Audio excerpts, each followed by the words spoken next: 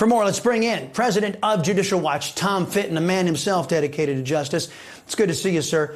Lieutenant Chris Alvarez sharing a video of a 2-year-old little girl at the southern border. She had no parents, only a piece of paper, a phone number, and a name. God knows who they really are. Listen to the exchange. Venezuela, mamá. Venezuela.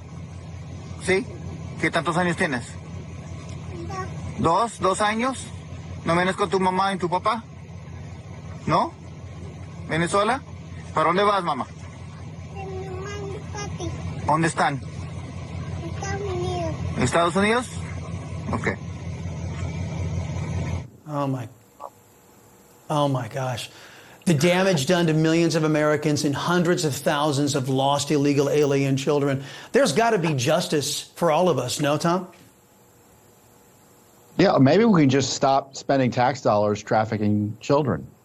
In the ordinary course, that little girl is going to be trafficked further with U.S. federal tax dollars to her parents, and we're not even sure if that's true or not here in the United States. So that's what's going to happen. The cartels hand the children off to the feds, and the feds then spend money to traffic the children to adults or their sponsors or whoever it is. We don't know now because of the, as you can see with the stat about the 300,000 plus lost children. It's really indefensible. And let me be clear here. Republicans could have stopped this. They could have stopped this in the spending bills that they've continued to support over the last year or two since they've come in. So both parties are partly responsible for this. The Democrats with the official policy and the Republicans not willing to fight to defund the trafficking of little children. Right. You're absolutely correct. We call it the America. There's an America First coalition in this country now, Republicans and Democrats. And there's an America Last coalition in this country now made up of Republicans and Democrats. And we don't have to imagine the fate that awaits these kids, Tom. You were making allusion to this with the America Last crowd in charge. Congressman Tom Tiffany gave a glimpse into the reality while questioning the unqualified HHS Secretary, Javier Becerra. Listen.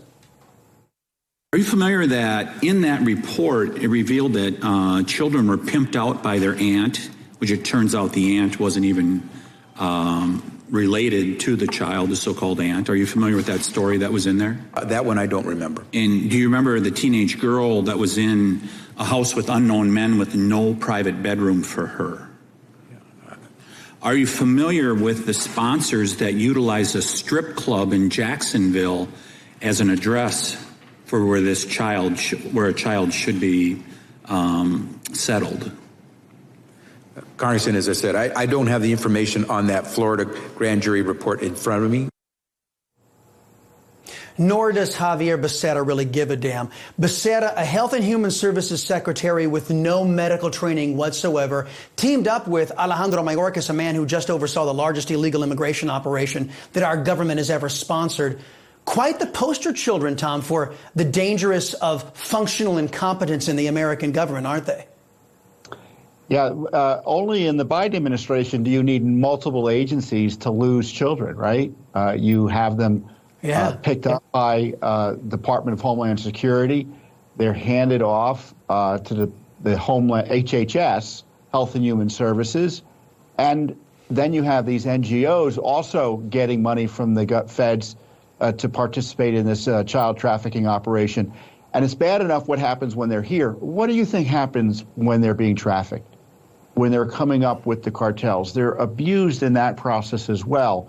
And I tell you, those of us who want to defend the rule of law, begin these mass deportations, we're the ones who will protect illegal aliens. We're the ones who will protect the children, because this process is deadly and devastating, not only obviously to Americans who are victimized as a result of this illegal activity, but to those who are trafficked, including children. This is the largest human trafficking operation in the history of humanity, courtesy of your tax dollar.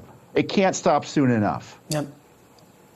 Yep, and Republicans and Democrats in the federal government that made it all possible with our money. Last thing here, Tom. The lawfare against President Trump has completely collapsed under the weight of left-wing lawlessness. Short time ago, Jack Smith was forced to drop both of his fake cases against President Trump, the so-called election interference case, and just moments ago, the classified documents case. We spoke to Attorney General Ken Paxton from Texas about his letter to Jack Smith demanding that Jack Smith preserve all of his records. Here's what Paxton told us. I don't like the situation that we're in, but the reality is we didn't create it.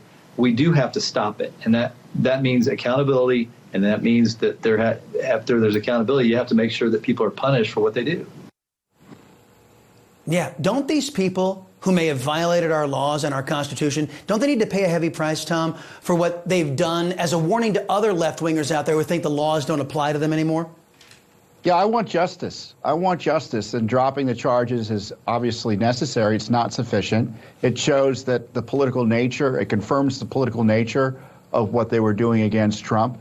I mean, they hauled my butt before a grand jury, harassed me for 4 hours on politics and what I had for lunch with President Trump.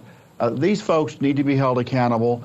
The Justice Department needs to be investigated by a special prosecutor or a prosecutor over these abuses of Trump. And this is basically, they're giving up while at the same time asking the court to keep this big case, the January 6th case, on hold potentially to be used against Trump once he leaves office. The left won't ever stop. That's why there has to be consequences for their behavior, because there hasn't been any consequences. Why would they stop? Exactly, and we can't stop either. And one of the great tools we have is Judicial Watch. Thank you, man. I really appreciate you being here.